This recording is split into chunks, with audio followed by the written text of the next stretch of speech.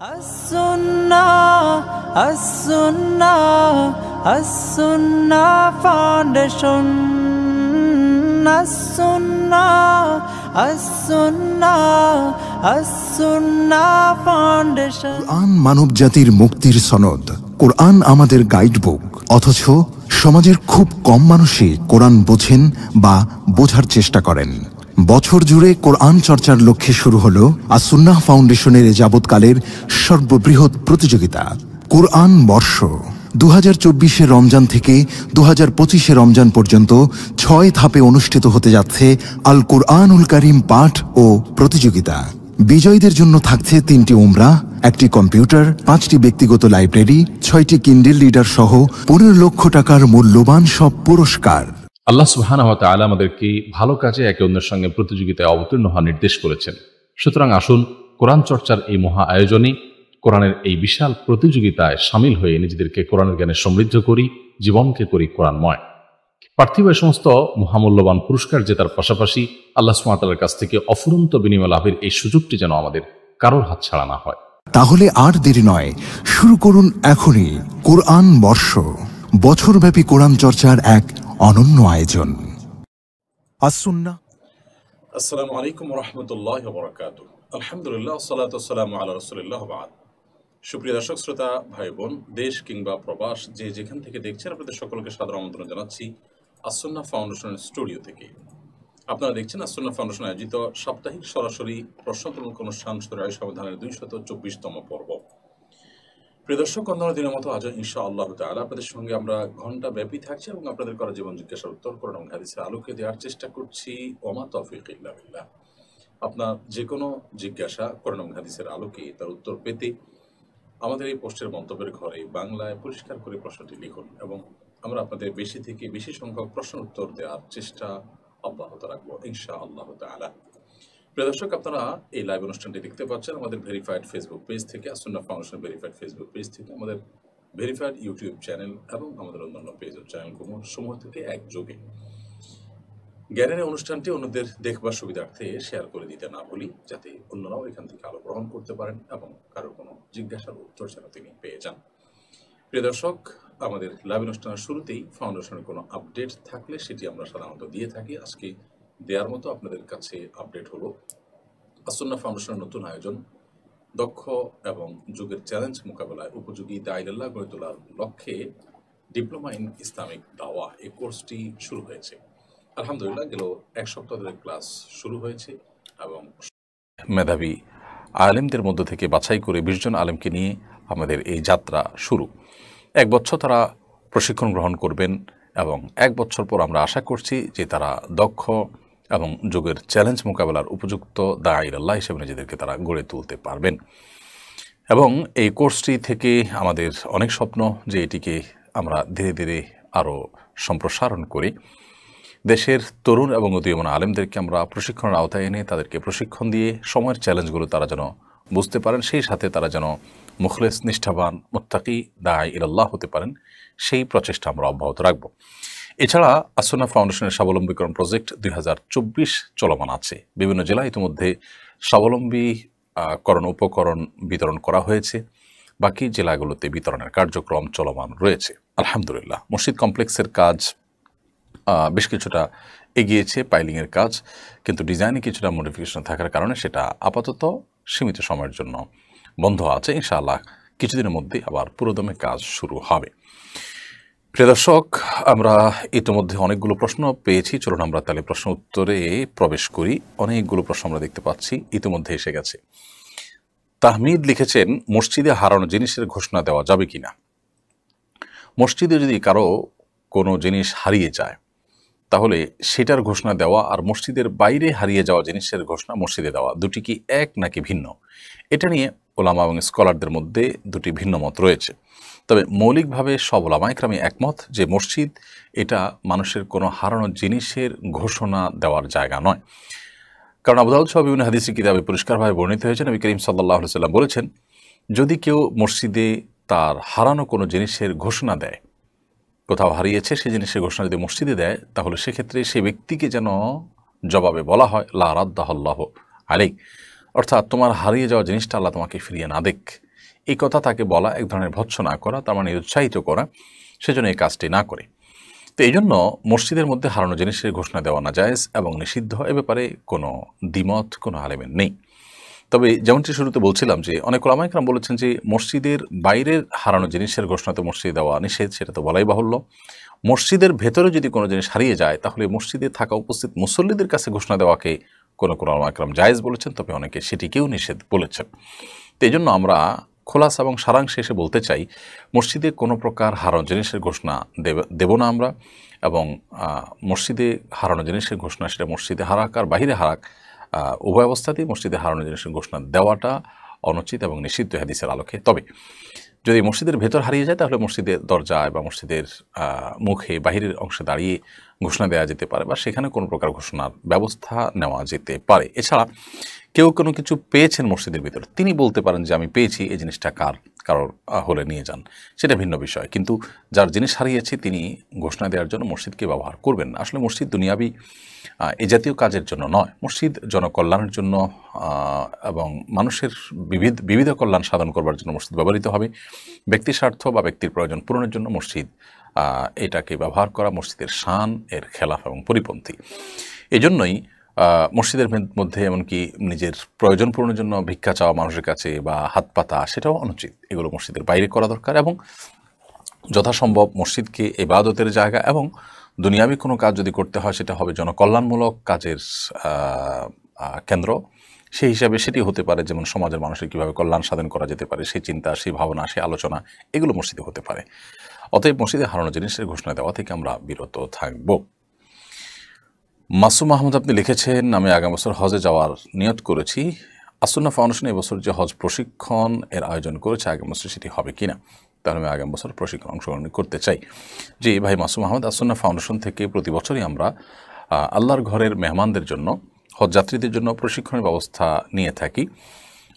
দিনব্যাপী এই প্রশিক্ষণে আমরা পাওয়ার পয়েন্টের মাধ্যমে পুরো হজের আয়োজনটাকে প্রস্তুতি থেকে নিয়ে দেশে ফিরে আসা পর্যন্ত পুরো বিষয়টাকে কয়েকশো স্লাইডের মাধ্যমে, কয়েকশো আপনার ফটো এর মাধ্যমে আমরা এটাকে তুলে ধরার চেষ্টা করে থাকি, যাতে একেবারে দিনের আলো মতো পরিষ্কার হয়ে যায় পুরো বিষয়টি। তো এটি যেহেতু প্রতি বছর হয়ে থাকে, আগামী বছর ইনশাআল্লাহ আশা করছি আল্লাহ যদি আমাদেরকে বাঁচিয়ে রাখেন এবং তৌফিক দান করেন, আগামী বছর ইনশাআল্লাহ হজের প্রশিক্ষণ হবে এবং আপনি সেটি গ্রহণ করতে পারবেন। তবে যারা এই বছর হজে যাচ্ছেন এবং আবেদন করেছেন, এরকম আবেদনকারীদের মধ্যে 1300 আবেদনকারী ছিলেন, তাদের মধ্যে 600 জনকে আমরা প্রশিক্ষণ দিয়েছি। ইনশাআল্লাহ চট্টগ্রামে আগামী 11 তারিখে বাকি 3 থেকে 400 মানুষের প্রশিক্ষণ হবে, এবং আগামীকালকে আমাদের ফাউন্ডেশনের অডিটোরিয়ামে কিছু মানুষকে প্রশিক্ষণ করানো হবে। তো সর্বসাকুল্যে আমাদের কাছে যারা আবেদন করেছেন তাদের সবাইকে আমরা প্রশিক্ষণ আওতায় আনছি এবং তাদের সবাইকে আমরা প্রশিক্ষণের সার্ভিসটি দিচ্ছি, এবং এটা আসুন্নাহ ফাউন্ডেশনের দাওয়ামূলক কার্যক্রমের অংশ। এটার জন্য কোনো প্রকার বিনিময় আমরা গ্রহণ করছি না, বরং সকল খরচ খরচা ফাউন্ডেশন থেকেই বহন করা হচ্ছে হাজী সাহেবদের খেদমতেই। সুমাইয়া মজুমদার আপনি লিখেছেন, দাঁড়িয়ে জুতা পরার ব্যাপারে হাদিসে নাকি নিষেধ আছে, কথাটা কতটুকু সঠিক দয়া করে জানাবেন। জুতা পরার ব্যাপারে নবী করিম সাল্লাল্লাহু আলাইহি সাল্লামের বেশ কয়েকটা টুকরো টুকরো নসিহা পাই বা উপদেশ পাই আমরা। এর মধ্যে থেকে একটি হলো যে এক পায়ে জুতা পরে আরেক পা খালি রেখে হাঁটা নিষেধ রয়েছে হাদিসে। অতএব মসজিদ থেকে বের হলে বা বিভিন্ন সময় অনেক সময় দেখা যায় যে জুতার একটা এক মাথা আরেকটা আরেক মাথায়, তো প্রয়োজনে আমরা হাত দিয়ে নিয়ে যাব, দুটো একসাথে পরবো, কিন্তু শুধু এক পায়ে জুতা পরে আরেক পা খালি রেখে হাঁটবো না। আরেকটি নির্দেশনা আছে নবী সাল্লাল্লাহু আলাইহি ওয়াসাল্লাম, সেটা হলো যে খালি পায়ে হাঁটা, মাঝে মধ্যে খালি পায়ে হাঁটা কিন্তু সুন্নাহ, সেজন্য আমরা খালি পায়ে হাঁটতে পারি। আজকাল অবশ্য ডাক্তাররা আমাদেরকে পরামর্শ দিয়ে থাকেন মাঝে মধ্যে খালি পায়ে হাঁটার জন্য। নবী সাল্লাল্লাহু আলাইহি ওয়াসাল্লামের সুন্নাহ এটি, এবং এটি আমাদের স্বাস্থ্যগত উপকারও যেমন বয়ে আনে, ঠিক তেমনিভাবে আমরা সুন্নাহ আদায়ের নিয়তে যখন করবো, নবী সাল্লাল্লাহু আলাইহি ওয়াসাল্লামের অনুসরণ নিয়তে যখন করবো, তখন এর মাধ্যমে আমরা সওয়াব লাভ করব। অতএব আমরা চেষ্টা করবো ইনশাআল্লাহ বিইذনিল্লাহ এই সুন্নাহটাকেও জিন্দা করার। কিন্তু এর বাইরে আপনি যেটি লিখেছেন যে দাঁড়িয়ে জুতা পরার পরে নিষেধাজ্ঞা আছে, আমার জানা নেই যে এরকম কোনো হাদিস আছে দাঁড়িয়ে জুতা পরা নিষেধ। আমরা দাঁড়িয়েই সাধারণত জুতা পরি, এবং নবী করিম সাল্লাল্লাহু আলাইহি ওয়াসাল্লাম জুতা পরার জন্য বসেছেন, বসে বসে জুতা পরতেন, এরকম কোনো কথা আমার জানা নেই। অতএব জুতা পরার ব্যাপারে আমরা দুটি সুন্নাহ পেলাম। আরেকটি গুরুত্বপূর্ণ সুন্নাহ হলো যে কোনো ক্ষেত্রে আল্লাহ তাআলা ডানকে পছন্দ করেন। ইন্নাল্লাহা ইউহিব্বুত তায়াম্মুন ফি কুল্লি শাই হাত্তা তানাউলা ওয়া তারাজ্জুল। সব বিষয় আল্লাহ সুবহানাহু ওয়া তাআলা ডানকে পছন্দ করেন। সেজন্য একজন ইমানদার জুতা পরার ক্ষেত্রেও ডান পা আগে পরবে, বাম পাও পরে পরিধান করবে। এটি জুতা পরার সুন্নাহ আমরা বলতে পারি। এরপর MDNA আইডি থেকে আপনি লিখেছেন, আমি কৃত্রিম প্রজনন কর্মী। আমি গরুর হিমায়িত সিমেন্ট বা বীর্য বিভিন্ন কোম্পানির কাছ থেকে ক্রয় করে সংরক্ষণ করে রাখি একটি পাত্রে। খামারির গরু ডাকে আসলে আমাকে কল দিলে আমি কৃত্রিম প্রজনন করে আসি। এর বিনিময়ে আমার খরচ বাদ দিয়ে কিছু লভ্যাংশ নেই। এই টাকা আয় করা হালাল কিনা? দেখুন, এমনিতে তো আমরা জানি যে নবী করিম সাল্লাল্লাহু আলাইহি সাল্লাম থেকে পরিষ্কারভাবে নিষেধাজ্ঞা রয়েছে আপনার গরুর আপনার গাভীর মধ্যে আপনার পাঠার যে প্রজনন, এই প্রজনন করিয়ে তার বিনিময় গ্রহণ করা, এটা নিষেধ রয়েছে।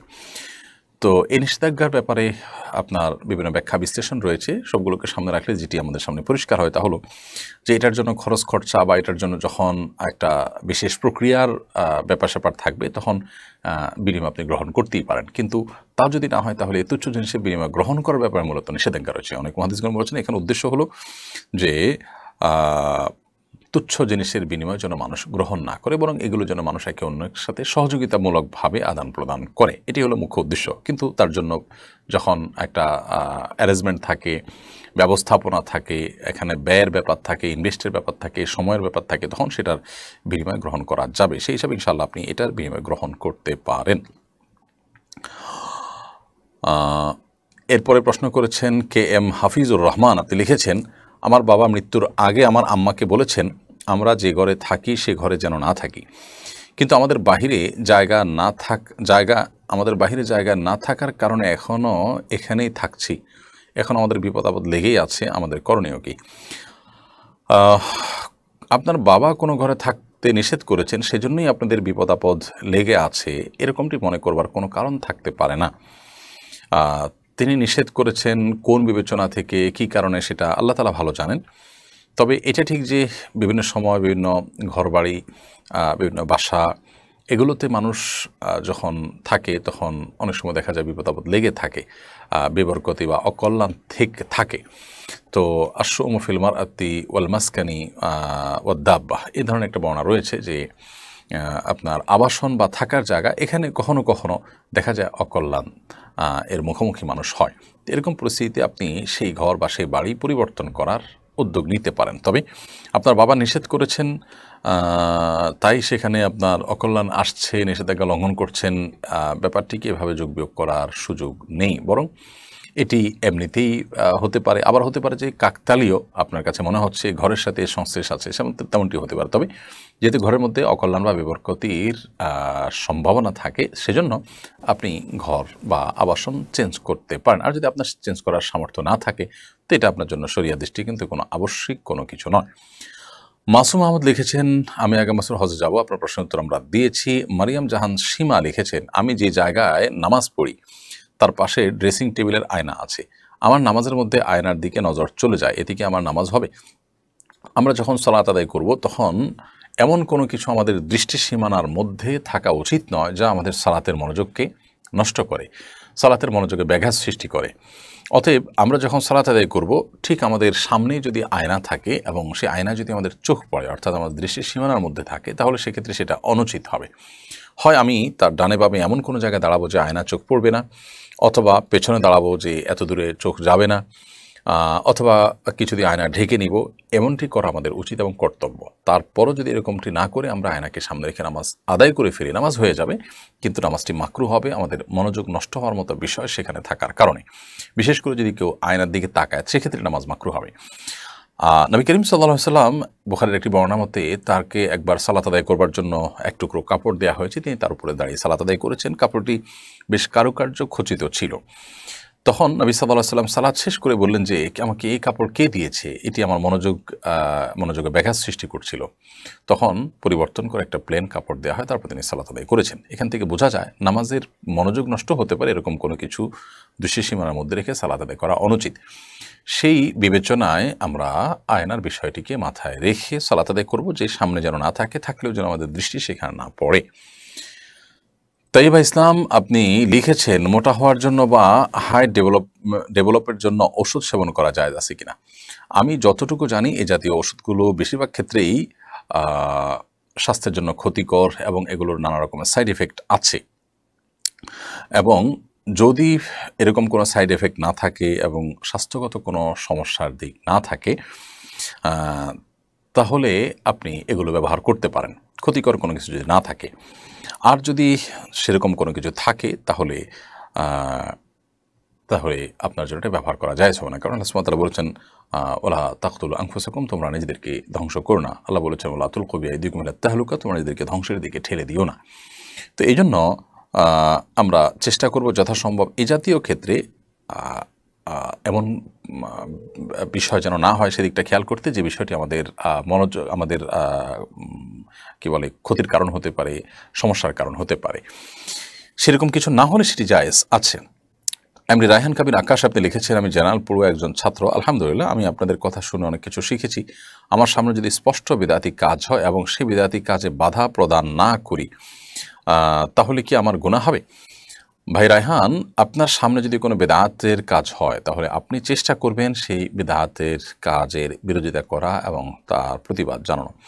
যদি আপনি সেটি করতে না পারেন বা সেরকম সুযোগ না থাকে, মনে হয় যে আপনি সেখানে বাধা দিতে গেলে পরিস্থিতি খুব বাজে হতে পারে এবং আপনি বিপদের মুখে পড়তে পারেন, তাহলে সেক্ষেত্রে আপনার জন্য সেখানে বাধা দেওয়াটা আবশ্যক থাকে না। বরং আপনি মনে প্রাণে চেষ্টা করবেন কীভাবে সেটিকে বন্ধ করা যায় বা বিদরিত করা যায় কিংবা তাদেরকে সংশোধনের পথে আহ্বান করা যায়, সেটি নিয়ে আপনি ভাববেন, পরিকল্পনা করবেন এবং আপনি নিজেকে বিপদের মধ্যে ঠেলে বিশেষ করে বিশৃঙ্খল পরিস্থিতি তৈরি হবে সেরকম আশঙ্কা তৈরি হলে আপনার জন্য মোটেও সেই বিদআতি কাজে সরাসরি প্রত্যক্ষভাবে বাধা প্রদান করা আবশ্যক থাকে না।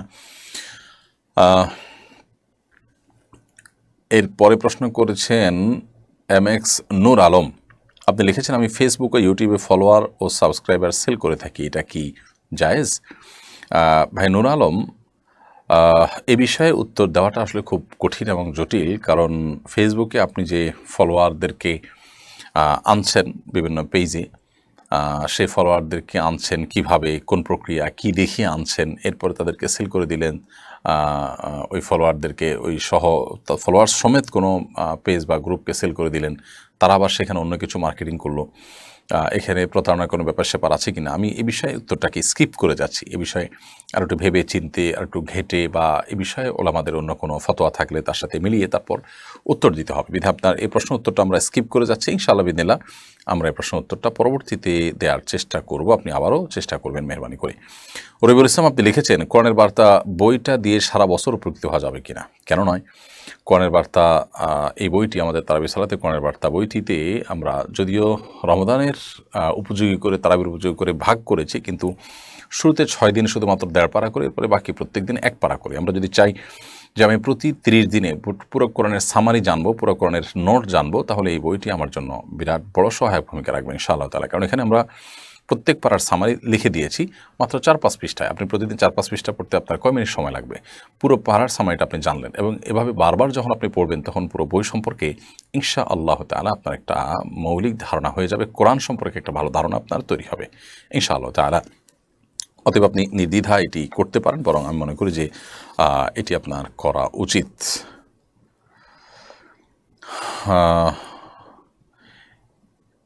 এরপরে মুস্তাফিজুর রহমান নাইম আপনি লিখেছেন অমুসলিমের হাসি শুনলে আমরা উত্তরে কি বলবো? অমুসলিমের হাসি যদি আমরা শুনি তাহলে সেক্ষেত্রে তার জন্য ভিন্নতর কোনো কিছু বলবো এরকম কোনো বর্ণনা নেই। তবে সাধারণত কোনো মুসলিম যখন হাসি দেন তিনি হাসি ইয়েতে আলহামদুলিল্লাহ বলবেন, হাসি যিনি দিবেন তিনি আলহামদুলিল্লাহ বলার পর আমরা জবাবে ইয়ারহামুকাল্লাহ বলবো যখন যারা শুনবো তারা। এটা নবী করিম সাল্লাল্লাহু আলাইহি ওয়াসাল্লাম মুসলিমের অধিকার হিসেবে উল্লেখ করেছেন। হাক্কুল মুসলিমি আলাল মুসলিমি সিত, এক হাদিস রয়েছে যে এক মুসলমান অন্য মুসলমানের প্রতি 6টি অধিকার রয়েছে। তো সেই অধিকারগুলোর মধ্যে থেকে একটি হলো এটি যে আলহামদুলিল্লাহ বললে আমরা বলবো ইয়ারহামুকাল্লাহ, আল্লাহ তোমার প্রতি রহম করুক। কোন অমুসলিম হাসি দিলে তিনি তো আসলে আলহামদুলিল্লাহ বলবেন না, যেহেতু তিনি আলহামদুলিল্লাহ বলবেন না অতএব তাকে ইয়ারহামুকাল্লাহ বলার অপশনও থাকছে না এবং তাদের জন্য আলাদা কিছু বলার অপশনও নাই। অতএব আমরা নীরবতা অবলম্বন করবো বাহ্যিকভাবে, সেটিই বোঝা যায়। আর উত্তর দেওয়ার যে আবশ্যকতা রয়েছে হাসির জবাবে, সেটি আমরা অবশ্যই মুসলিমের আলহামদুলিল্লাহর জবাবে বলবো, কারণ অমুসলিম তো আলহামদুলিল্লাহ বলবেই না, সে অবশ্যই নেই। তাছাড়া এটা মুসলমানের অধিকার হিসাবে হাদিসে উল্লেখ করা হয়েছে। এমটি রহমান আপনি লিখেছেন, আমার বয়স এখন 19, আমার দাড়ি 2 মুষ্টির বেশি, আমি কি দাড়ির কিছু অংশ কাটতে পারি বা ছাড়তে পারি? ভাই এমটি রহমান, আপনার এই বয়সে 2 মুষ্টির বেশি যেহেতু দাড়ি রয়েছে, আপনি থুতনির নিচে হাত ধরার পর অতিরিক্ত অংশের যে দাড়িটা, আপনার 1 মুষ্টির অতিরিক্ত যে দাড়িটা, সেটা আপনি চাইলে কাটতে পারবেন। একাধিক সাহাবী থেকে বুখারী শরীফের হাদিসের আলোকে এটি বর্ণিত যে তারা 1 মুষ্টির অতিরিক্ত দাড়ি কেটেছেন। যদিও প্রিয় নবী সাল্লাল্লাহু আলাইহি সাল্লামের সাধারণ নির্দেশনাগুলো দেখলে আমরা দেখি যে তিনি বলেছেন আফুল্লুহা আর খুল্লুহা, তোমরা দাড়িকে ছেড়ে দাও, দাড়িকে বড় করো। দাড়ি কাটার ব্যাপারে কোনো নির্দেশনা হাদিসে নেই, বরং লম্বা করতে বলা হয়েছে, ছেড়ে দিতে বলা হয়েছে, বড় করতে বলা হয়েছে। অতএব আমরা সেই চেষ্টা করব। এর বাইরে দাড়ি যদি কেউ 1 মুষ্টির পরে কাটেন, তাহলে সাহাবীদের বিভিন্ন আমল দ্বারা, বিভিন্ন হাদিস দ্বারা সেটি জায়েজ প্রমাণিত হয়।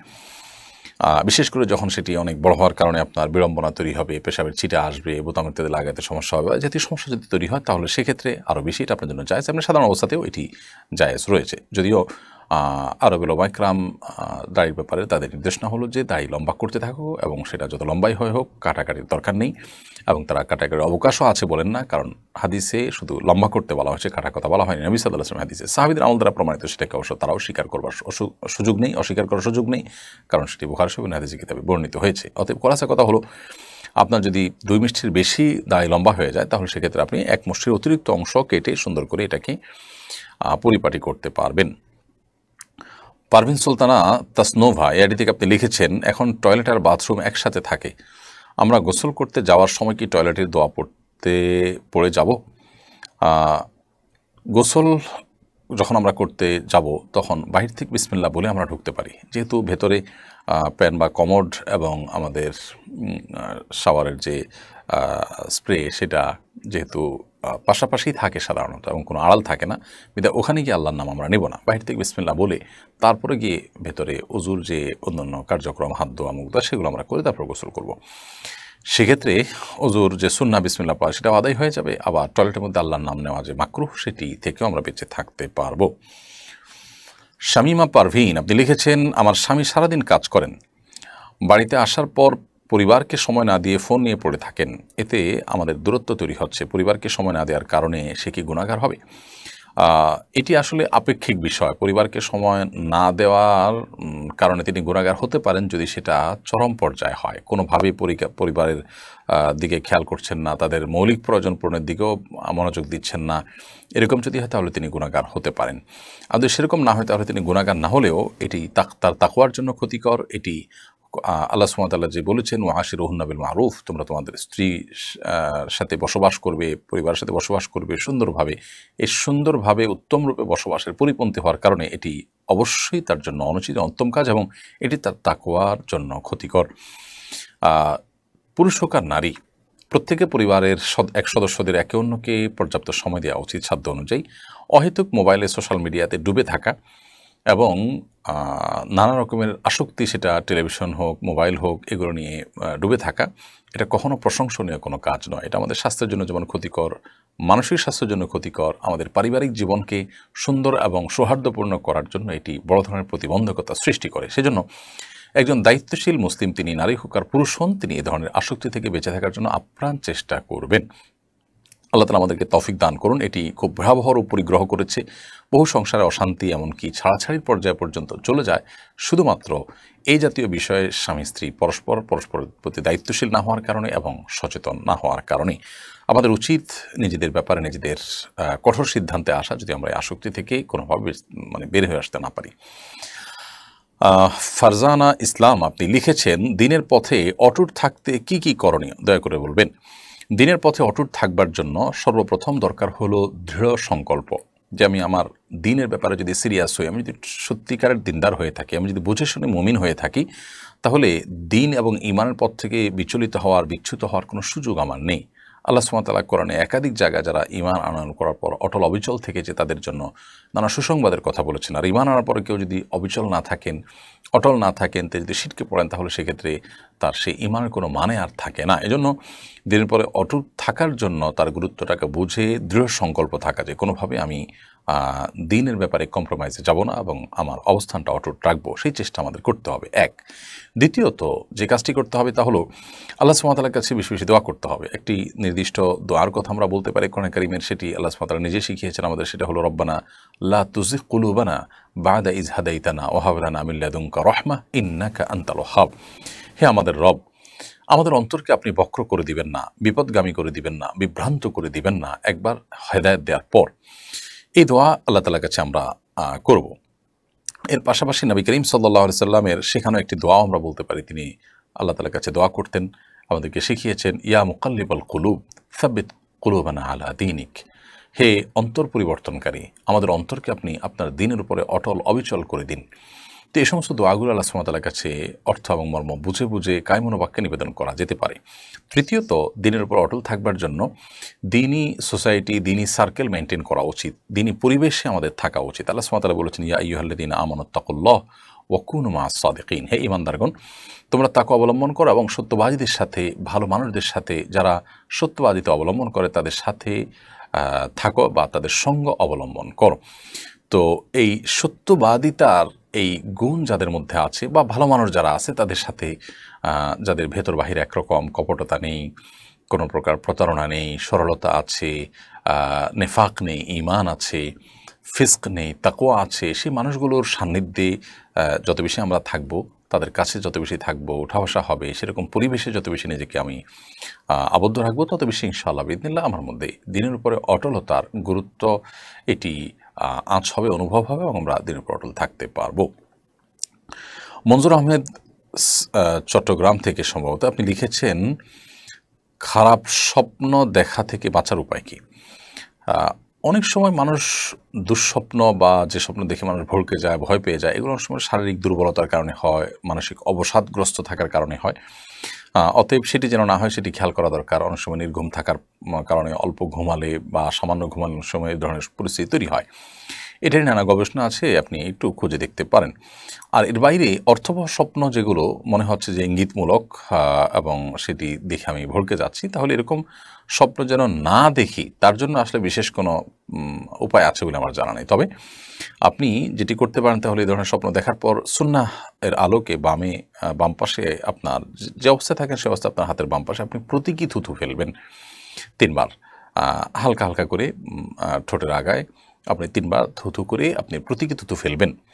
এর বাইরে আমানতু বিল্লাহি ওয়া রাসূলিহি পড়বেন এবং সম্ভব হলে সুযোগ থাকলে 2 রাকাত সালাত আদায় করবেন এবং সেই স্বপ্ন মানুষের কাছে বলে বেড়াবেন না। এগুলো হলো দুঃস্বপ্ন বা খারাপ স্বপ্ন দেখার পর করণীয়। আমিনা খাতুন আপনি লিখেছেন, এহরাম অবস্থায় মহিলাদের মুখ ঢাকা যাবে কি না? মহিলারা এহরাম অবস্থায় মুখে নেকাব লাগাবেন না, কাপড় লাগাবেন না মুখের সাথে। তবে পরপুরুষের সামনে যখন যাবেন তখন অবশ্যই মুখ ঢাকবেন। এই ঢাকার ক্ষেত্রে ক্যাপের সামনে যে ইয়েটা আছে, বের হওয়া অংশ আছে, ওইটার উপরে কাপড় দিয়ে আজকাল অনেক মা বোনরা আপনার পর্দার কাজটি করেন, যে তার মুখের সাথে কাপড় লেগেও নাই, আবার পরপুরুষ যেন তাকে দেখতে না পায় সেই ব্যবস্থাও হয়ে যায়। তো এই প্রক্রিয়াটা আমরা অবলম্বন করতে পারি। এমনিতে সাধারণ নির্দেশনা, মেয়েরা এহরামরত অবস্থায় মুখ খোলা রাখবে, বাট পরপুরুষ তাকে দেখে ফেলবে, পর্দাহীনতা হবে, এইরকম আশঙ্কা তৈরি হলে তখন তিনি মুখ ঢাকার ব্যবস্থা করবেন, তবে নেকাব দিয়ে মুখ বাঁধবেন না। এমনি তামিম ইবনে বিলাল আপনি লিখেছেন, একটা অনলাইন ভিডিও দেখলাম কোরবানির গোশত 3 ভাগ করা যাবে না, এমন কোনো হাদিস আছে কিনা সঠিক তথ্য জানতে চাই। কোরবানির গোশত 3 ভাগ করা যাবে না এমন কোনো কথা নেই। কোরবানির বরং হাদিসের আলোকে সেটি প্রমাণিত, অর্থাৎ আমাদের কোরবানির গোশত আমরা যখন আহরণ করব সেখান থেকে নিজেরা খাবো এবং আমাদের আশেপাশে থাকা অভাবী গরিব অন্যান্য মানুষকে দিব, আবার আত্মীয়স্বজনকে দিব, আপনজনকে দিব। তো এই 3 ভাগে ভাগ করা কোনো ফরজ ওয়াজিব কোনো কিছু না, তবে মুস্তাহাব বলেছেন উলামা ইকরাম। আল্লাহ বলেছেন ফাকুলু মিনহা ওয়া আত'ইমুল কানিআ ওয়াল মু'তাররা, অন্য আয়াতে আল্লাহ বলেছেন আত'ইমুল বাইসাল ফাকির, আমরা নিজেরা কোরবানি গোশত খাবো, গরিব অসহায় মানুষকে দিব, অন্যান্য আত্মীয়স্বজন, বন্ধুবান্ধব, পরিচিত জনকে আমরা দিতে পারি। তবে এই 3 ভাগ করা কোনো ফরজ ওয়াজিব বা আবশ্যক কোনো বিষয় না যেটা না করলে কোরবানি হবে না, এমনটি নয়। ফরিদুদ্দিন লিখেছেন, মাওলানা মামুনুল হক কারামুক্ত হয়েছেন, এরপরে আপনার প্রতিক্রিয়া কী?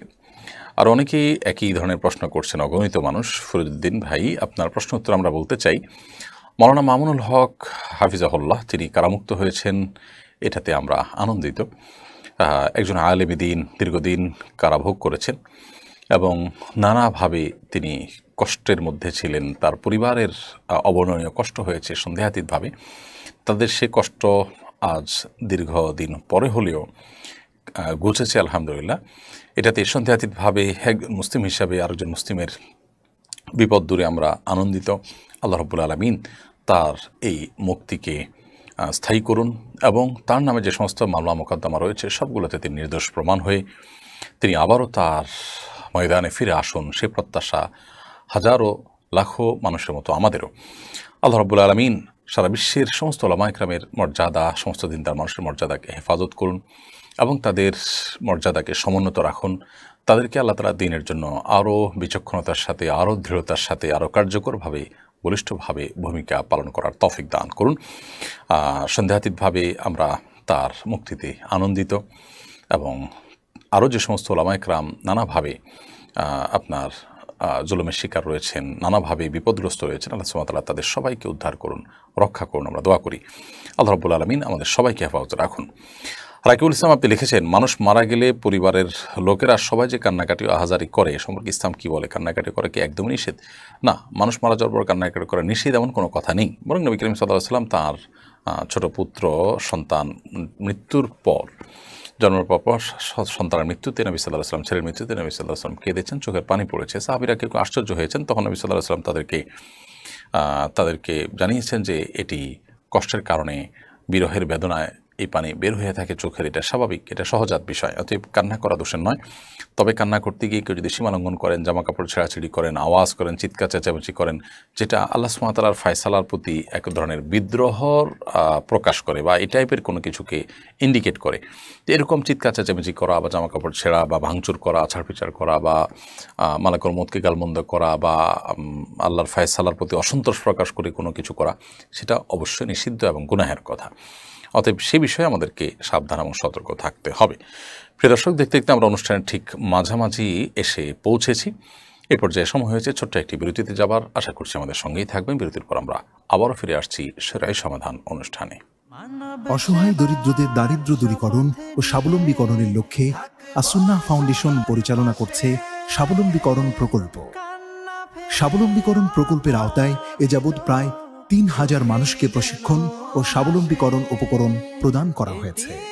আপনার জাকাতের অর্থে স্বাবলম্বী হতে পারে অসহায় দরিদ্র মানুষ। আসুন্নাহ ফাউন্ডেশনের জাকাত তহবিলে জাকাত পাঠাতে ভিজিট করুন www.asunnahfoundation.org/donate/zakat।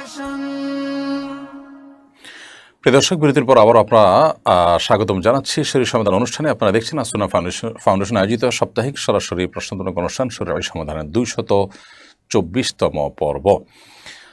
বিরতির আগে অনেকগুলো প্রশ্নোত্তর আমরা দিয়েছি। এই পর্যায়ে আমি দেখতে পাচ্ছি রাফিয়া রূপন্তী, আপনার প্রশ্ন আপনি লিখেছেন, আমরা যখন 12, 13, 14 বছর, আমার যখন 12, 13, 14 বছর বয়স ছিল তখন আমি শুধু রোজা রাখতাম, অন্য কোনো ইবাদত করতাম না, নামাজও পড়তাম না। তবে সে বয়সে আমার হায়েজ হতো, নামাজ ছাড়া রোজাগুলোকে কাজা রাখতে হবে? অবশ্যই আপনার সেই রোজাগুলো কাজা রাখতে হবে। আপনি প্রাপ্তবয়স্ক হয়েছেন অথচ নামাজ পড়া হয়নি, এটি আপনার জীবনের ত্রুটি। সেজন্য আল্লাহ তাআলার কাছে ইস্তেগফার করতে হবে, তওবা করতে হবে। মা বাবার উচিত সন্তান বয়স সন্ধিক্ষণের আগে থেকে তাকে বয়স সন্ধিক্ষণে যে আল্লাহ তাআলার বিধিবিধানগুলো প্রযোজ্য হয় সে বিষয়গুলো সম্পর্কে ওয়াকিফাল করা। তো এ বিষয়ে আপনার যে বিচ্যুতি ছিল সেজন্য আল্লাহ তাআলার কাছে মাপ চাইতে হবে এবং যেই নামাজ বা যে রোজাগুলো ছুটেছে সে রোজাগুলো আপনাকে রেখে দিতে হবে। আপন শেখ এআরডি থেকে আপনি লিখেছেন, মসজিদে বাচ্চাদের নামাজের কাতারের মাঝে নিয়ে দাঁড়ানো যাবে কিনা, নাকি পেছনে রাখতে হবে? মসজিদে বাচ্চাদের নামাজের কাতারের ঠিক মাঝামাঝি যদি দাঁড়ান সেটা জায়েজ হবে। বিশেষ করে বাচ্চারা একত্রে দাঁড়ালে দুষ্টমি করবে সে আশঙ্কা যখন থাকবে তখন এটি জায়েজ। এমনিতে সাধারণ নির্দেশনা হলো বাচ্চারা পেছনে দাঁড়াবে, কিন্তু আজকাল বাচ্চারা প্রচণ্ড রকমের দুষ্ট হয়ে গেছে বা তাদের দুষ্টুমি প্রচুর পরিমাণে করে এবং কয়েকজন একত্র হলে সেটা মাত্রা ছাড়িয়ে যায়, সেই কারণে বাবা মা নিজের সাথে যদি বাচ্চাকে নিয়ে দাঁড়ান সেটা নাজায়েজ বা হারাম হবে না, বরং সেটি জায়েজ হবে। ইমু বিন নূর এই আইডি থেকে আপনি লিখেছেন, ইমামের অনুপস্থিতিতে যদি কোনো ধূমপায়ী ইমামতি করেন তাহলে তার পিছনে নামাজ হবে কিনা? নামাজ তো হয়ে যাবে, যদি বিকল্প কেউ না থাকে, দেখছেন যে এই মুহূর্তে সে ইমামতি করছে, নামাজ হয়ে যাবে। তবে আমাদের মনে রাখা উচিত যে ইমাম হিসাবে এরকম ব্যক্তিকে ইচ্ছাকৃত জেনে শুনে নিযুক্ত করা উচিত নয়। এমনকি ইমাম অনুপস্থিত, এখন উপস্থিত লোকগুলোর ভিতরে যিনি কোরআন এবং হাদিসের সবচেয়ে ভালো এলিম রাখেন, আমলদার, সেরকম ব্যক্তিকে ইমামতির জন্য ঠেলে দেওয়ার চেষ্টা করতে হবে, কোনো ধূমপাইকে নয়। কিন্তু ধূমপাইকে দেওয়া হয়ে গেলে তার পেছনে নামাজ পড়লে নামাজ হয়ে যাবে। এমনি ইমরান খান আপনি লিখেছেন, সিগারেট খেয়ে মসজিদের ভেতরে যাওয়া যাবে কিনা?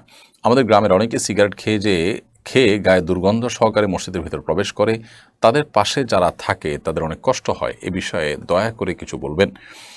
ভাই ইমরান খান, সিগারেট খেয়ে মসজিদের ভেতরে যাওয়া বা ধূমপান করে মসজিদের ভিতরে যাওয়া, এর মানে হলো আমাদের মুখে যে দুর্গন্ধ হয় সেই দুর্গন্ধটা নিয়ে মসজিদে প্রবেশ করা। আর এতে মানুষজন যেমন কষ্ট পাবে, ঠিক একইভাবে মসজিদে ফেরেশতাদের অবস্থান থাকে, তারাও কষ্ট পান। নবী করিম সাল্লাল্লাহু আলাইহি ওয়াসাল্লাম বলেছেন, তাতাআদ্দাল মালাইকাতু বিমা ইয়াতাআদ্দা বিহি বানু আদম। আদম সন্তানরা যে সমস্ত বিষয়ের কারণে কষ্ট পায়, ফেরেশতারা একই বিষয়গুলোতে কষ্ট পান। সেজন্য আমরা মসজিদে গিয়ে ফেরেশতাদের কষ্ট হতে পারে এরকম কোনো কাজ করা উচিত নয়, মানুষের কষ্ট হতে পারে কোনো কাজ করা উচিত নয়। এই জন্য কেউ যদি ধূমপান করে থাকেন সেটা তো এমনিতেই গুনাহের কথা। তারপর ধূমপান করে মসজিদে তিনি যেতে হবে, নামাজ তো পড়তেই হবে, সেক্ষেত্রে তাকে ওযু করে মুখ ধুয়ে পরিষ্কার করে কুলি করে ভালো করে মুখের দুর্গন্ধ দূর করে নিয়ে তারপরে মসজিদে প্রবেশ করা উচিত। যদি একান্ত দুর্গন্ধ দূর করতে নাও পারেন, তার চেষ্টা থাকতে হবে অন্তত যে আমি কুলটুলি করে দুর্গন্ধ দূর করব, এরপর তিনি মসজিদে প্রবেশ করবেন। মমিনুল ইসলাম আপনি লিখেছেন, স্ত্রী মারা গেলে স্বামীর শোক পালনের কোনো বিধান আছে কিনা, থাকলে কতদিন বা কীভাবে? সাধারণ যত শোক পালন আছে সেগুলো 3 দিনের বেশি শোক পালন করা জায়েজ নেই। নবী করিম সাল্লাল্লাহু আলাইহি ওয়াসাল্লাম পরিষ্কারভাবে জানিয়েছেন, মেয়েরা স্বামীর মৃত্যুর পর 4 মাস 10 দিন শোক পালন করবেন, নিবৃত্ত থাকবেন বিবাসাদী ইত্যাদি থেকে, এবং ইদ্যত পালন করবেন যথা নিয়মে।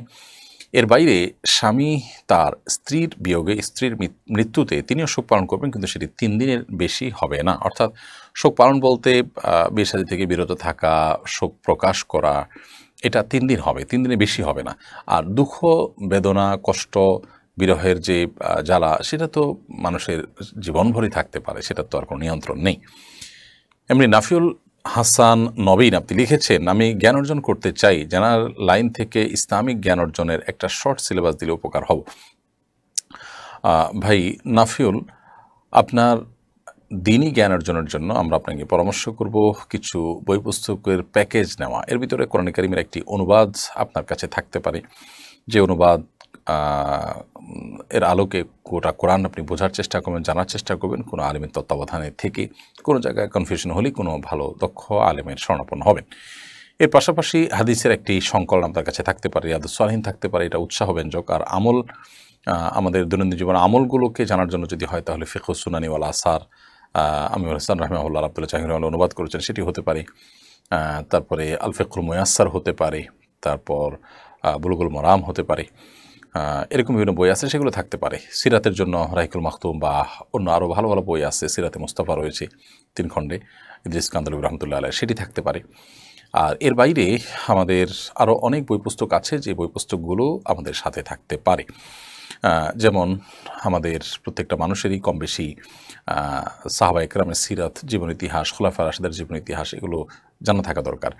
ডক্টর আব্দুল্লাহ জাহির রাহিমাহুল্লাহ রাহে বেলায়েত, এই বইটি আপনার দিনের মৌলিক বিষয় সম্পর্কে ধারণা পেতে আপনাকে সহযোগিতা করবে ইনশাআল্লাহ।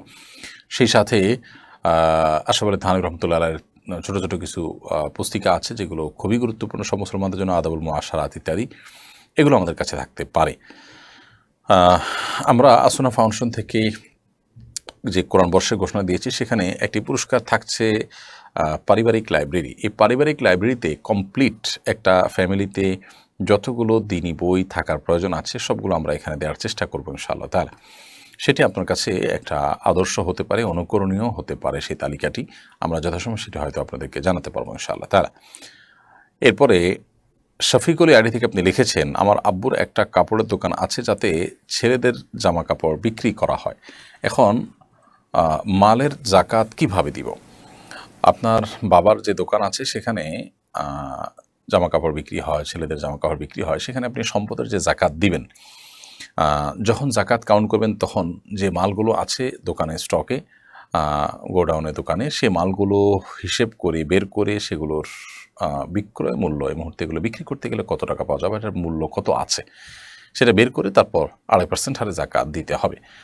মাহমুদা খাতুন লিখেছেন, সালাতে মনোযোগ তৈরির জন্য কি চোখ বন্ধ করে সালাত পড়া যাবে? মনোযোগ তৈরি করার জন্য চোখ বন্ধ করে সালাত পড়তে পারেন, তবে সাধারণ এবং স্বাভাবিক অবস্থায় চোখ খোলা রাখাটাই হলো সুন্নাহ নবী সাল্লাল্লাহু আলাইহি ওয়াসাল্লামের, স্বাভাবিক রাখা।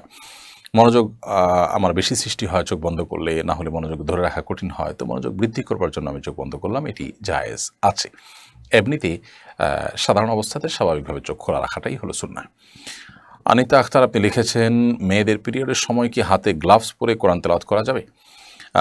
কোরআনে কারীমের তেলাওয়াত পিরিয়ড অবস্থায় না করাটাই হলো জমহুর উলামা ইকরামের মত, অর্থাৎ করা যাবে না, পিরিয়ড অবস্থাতে মেয়েরা কোরআন তেলাওয়াত করবেন না, এটি হলো জমহুর বা সংখ্যাগরিষ্ঠ ইমামদের মত। কোনো কোনো ইমামগণ ইবনে তাইমিয়া রাহমাহুল্লাহ সহ কেউ কেউ বলেছেন যে করতে পারবেন, কিন্তু সংখ্যাগরিষ্ঠের মত হলো করতে পারবেন না। এখানে আসলে গ্লাভস দিয়ে ধরছেন বা অন্য কিছু দিয়ে ধরছেন কি ধরছেন না, এটা ইস্যু নয়। ইস্যু হলো যে তেলাওয়াত করা না করা নিয়ে। ধরাটা চাইতে ধরতে তো পারবেনই না, কিন্তু তেলাওয়াত করবেন না, তাহলে সেক্ষেত্রে এই টাইমে আপনি কী করবেন? আপনি ইসলামিক অন্যান্য পুস্তক পড়বেন, কোরআনের বিভিন্ন ব্যাখ্যা গ্রন্থ আছে সেগুলো পড়তে পারেন, হাদিসের গ্রন্থ পড়তে পারেন, অন্যান্য আমল করতে পারেন, কিন্তু তেলাওয়াত করবেন না। এটি হলো সংখ্যাগরিষ্ঠ ইমামদের মত। মোবারক হোসেন লিখেছেন, আমার খালা বিধবা এবং নিঃসন্তান, তার সকল সম্পত্তি মৃত্যুর পর জীবিত আত্মীয়রা যেন দান করে দেয় এমন ওসিয়ত তিনি করতে চান, সম্পূর্ণ সম্পত্তি দান করা ঠিক হবে কিনা এ ব্যাপারে তিনি আপনার মতামত জানতে চাচ্ছেন। কেউ নিঃসন্তান সে অবস্থায় তিনি তার সমস্ত সম্পত্তি দান করে দিতে চাইলে দিতে পারেন, যেহেতু বিশেষ করে তার কোনো সন্তান সন্ততি নেই, তিনি চাইলে জীবদ্দশায় সমস্ত সম্পদ দান করে দিতে পারেন। অথবা তিনি যদি ওসিয়ত করে যান, তাহলে সেক্ষেত্রে ওসিয়তের ক্ষেত্রে পূর্ণাঙ্গ সম্পদ এর ওসিয়ত করলেও 1/3 পর্যন্ত ওসিয়ত কার্যকর করা হবে, আর বাকিটা তার আত্মীয় স্বজনের মধ্যে যারা যারা বেঁচে আছেন তাদের মধ্যে ভাগ বন্টন হবে। আর দান ব্যাপারটা হলো তিনি চাইলে নিজে দান করে দিতে পারেন পুরোটা, তিনি চাইলে উল্লেখযোগ্য অংশ বা ম্যাক্সিমাম অংশ দান করে দিলেন, সামান্য অংশ থাকলো সেটার জন্য ওসিয়ত করলেন, তার কিছু দান হলো 1/3, আর বাকিটুকু তার ভাই ব্রাদার অন্য কেউ থাকলে তাদের জন্য শরিয়ার বিধান অনুযায়ী বন্টন হলো, এরকমটি করা উত্তম হবে। জুবাইর হোসেন আপনি লিখেছেন, নগদে কোনো পণ্যের এক দাম আর বাকিতে একটু বেশি দাম নিয়ে বিক্রি করলে কি সুদ হবে? না, এটা কারণ সুদ হবে না। নগদে আপনি এক দামে বিক্রি করছেন, বাকিতে আরেক দামে বিক্রি করছেন, বা নগদে কিনলে একরকম বিক্রি করছেন, কিস্তিতে কিনলে আরেক দামে বিক্রি করছেন, এরকম যদি হয় তাহলে সেক্ষেত্রে সেটা সুদের আওতায় পড়বে না। তাহারাত তাননীর আপনি লিখেছেন, আমরা যারা শহরে থাকি তারা চুল ফেলবো কোথায়? ময়লা ঝুড়িতে ফেললে কি গুনাহ হবে? মানুষের শরীরের প্রত্যেকটা অঙ্গ প্রত্যঙ্গ সম্মানের পাত্র। আল্লাহ সুবহানাহু ওয়া তাআলা বলেছেন, ওয়ালাকাদ কাররামনা বানি আদম, আমি আদম সন্তানদের সম্মানিত করেছি, মর্যাদা বান করেছি। এজন্য মানুষের শরীরের কোনো অঙ্গ প্রত্যঙ্গের অসম্মান হয় এমন কোনো প্রক্রিয়া, এমন কোনো পদ্ধতি অবলম্বন করা উচিত নয়। অতএব চুল হোক অন্য কিছু হোক, এগুলোকে মাটিতে পুঁতে ফেলতে পারলে ভালো হয়, কমপক্ষে মাটিতে ফেলে দিলেন, কিন্তু ময়লা আবর্জনার সাথে সেটা ফেলাটা এটা অনুচিত। তবে এর কারণে কোনো হারাম বা বড় গুনাহ হবে ব্যাপারটা সেরকম না। আজহারুল ইসলাম লিখেছেন, একটু নামাজ কালাম করলে বা ভালো কাজ করলেই মনের ভিতরে অহংকার চলে আসে, এ থেকে বেঁচে থাকার উপায় কি? অহংকার থেকে বেঁচে থাকার জন্য প্রথমত আমার চাইতে আরও অনেক ভালো ইবাদতবন্দি করছেন সে মানুষগুলোর কথা চিন্তা করা যেতে পারে, কল্পনা করা যেতে পারে, মাথায় আনা যেতে পারে, স্মরণ করা যেতে পারে। সেই সাথে আমার সালাত যেভাবে হওয়া দরকার, আল্লাহর বান্দিগি যেভাবে হওয়া দরকার, আল্লাহ আমাকে যেভাবে একটি সুন্দর জীবন দিয়েছেন, সুন্দর শরীর দিয়েছেন, সুস্থতা দিয়েছেন, অসংখ্য নেয়ামতের মধ্যে আল্লাহ তাআলা আমাকে ডুবিয়ে রেখেছেন, সেখানে আমি আল্লাহ সুবহানাহু ওয়া তাআলার এত নেয়ামত পাওয়ার পরও ইবাদত যে করছি, নামাজ সঠিকভাবে আদায় করছি না, মনোযোগ ঠিকমতো থাকছে না, আমার ত্রুটিগুলো নিয়ে পর্যালোচনা হওয়া দরকার, স্মরণ হওয়া দরকার, তাহলে সেক্ষেত্রে অহংকার আসবে না। তাছাড়া যে কোনো অর্জনের পর সেটির ক্রেডিট যখন আমরা আল্লাহকে দিব, আমরা যখন বলবো প্রশংসা আল্লাহর, কারণ তিনিই তৌফিক দিয়েছেন, তিনি আমাকে তৌফিক দিয়েছেন তাই হয়েছে, এই স্বীকৃতি যখন আমরা প্রকাশ করব, মনে প্রাণে দিব, তখন আমাদের মধ্যে অহংকার আসার সুযোগ লাভ করবে না। আল্লাহর কাছে পানাহ চাইতে হবে এবং দোয়া পড়া যেতে পারে, আল্লাহুম্মা জাআলনি ফি আইনি সগীরা, আল্লাহ আমাকে আমার নিজের চোখে আপনি ছোট এবং সাধারণ তুচ্ছ আপনি করে দিন। রাজু আহমেদ লিখেছেন, নামাজের সামনের কাতার খালি রেখে পেছনের কাতারে দাঁড়ালে নামাজ পরিপূর্ণ হবে কি না? নামাজের সামনের কাতার যদি আপনি খালি রাখেন, খালি রেখে যদি পেছনের কাতারে আপনি দাঁড়ান, তাহলে নামাজ হয়ে যাবে, কিন্তু এটা অনুচিত এবং নাজায়েজ কাজ। সামনের কাতার খালি থাকলে সেই কাতার পূরণ করে তারপরে আপনার পেছনের কাতারে দাঁড়ানোর ব্যাপারে চেষ্টা করা উচিত, অন্যথায় সেটি আপনার সালাতকে ত্রুটিপূর্ণ করবে এবং এটি আপনার জন্য অনুচিত কাজ হবে। এরপর প্রশ্ন করেছেন রিয়াদুল ইসলাম মারুফ, আপনি লিখেছেন আমি কিভাবে বুঝবো যে আমার ইবাদত কবুল হচ্ছে কি না। দেখুন, আপনার ইবাদত কবুল হচ্ছে কি না এটাকে নিশ্চিতভাবে জানার কোনো উপায় বা সুযোগ নেই। আপনি শুধুমাত্র বিভিন্ন আলামত দেখে আন্দাজ করতে পারেন, সুধারণা করতে পারেন, জাস্ট এটুকু। তো ইবাদত কবুলের একটি আলামত হলো সেই ইবাদত আগের চাইতে আরও ভালোভাবে আরও নিয়মিতভাবে করতে পারা বা কন্টিনিউ করতে পারা। এটা ইবাদত কবুলের একটা লক্ষণ, অনেক উলামা একরাম, অনেক অভিজ্ঞ স্কলারগণ বলেছেন।